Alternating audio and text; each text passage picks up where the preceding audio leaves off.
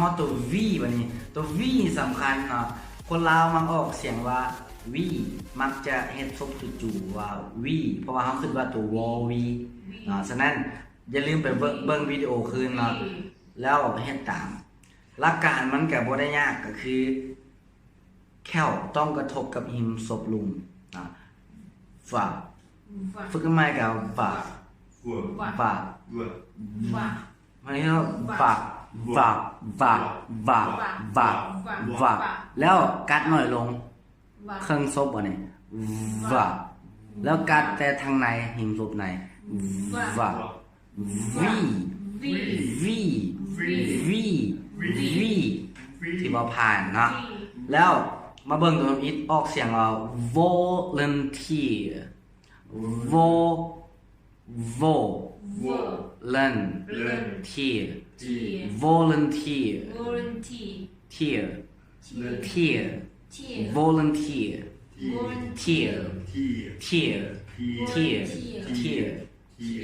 แล้วต่อไปออกเสียงว่า voice บ่ได้ออกเสียงว่า voice เด้หลายคนคือมาออกเสียงว่า voice บ่แม่นออกเสียงว่า voice สระอ่อยบ่มีในภาษาอังกฤษเจือยเด้อ voice แล้วยืมออกเสียง ce voice ต่อไป vote อย่าลืม vote บ่ได้ออกเสียงว่า vote มันบ่ออกว่า vote มันออกว่า vote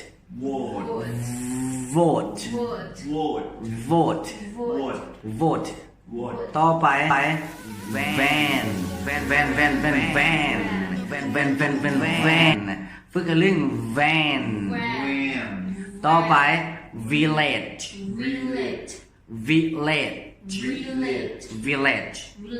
อย่าลืมว่าอาจารย์ออกเสียงนี้ได้เพราะว่า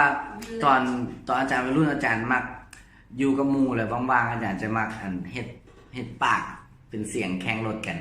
ก็คือนั่งน้ำกันแล้วก็ว่างๆก็คือรถพวกเทน่าก็บ่ได้เทน่าก็คารถพวกแบบรถอย่างรถ3จีนฟอร์มูล่าวัน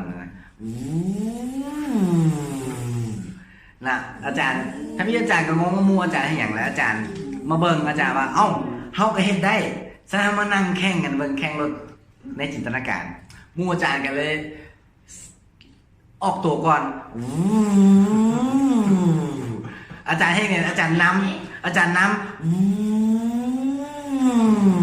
แซงแหละมันแซงขึ้นอาจารย์แซงขึ้นมวนให้มวนว่าตอนสมัยเนี้ยเคยเห็นป่ะ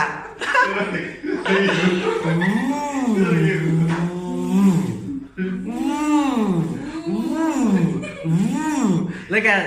ได้เลยเหรอสบายแล้วอันนี้ฝากไป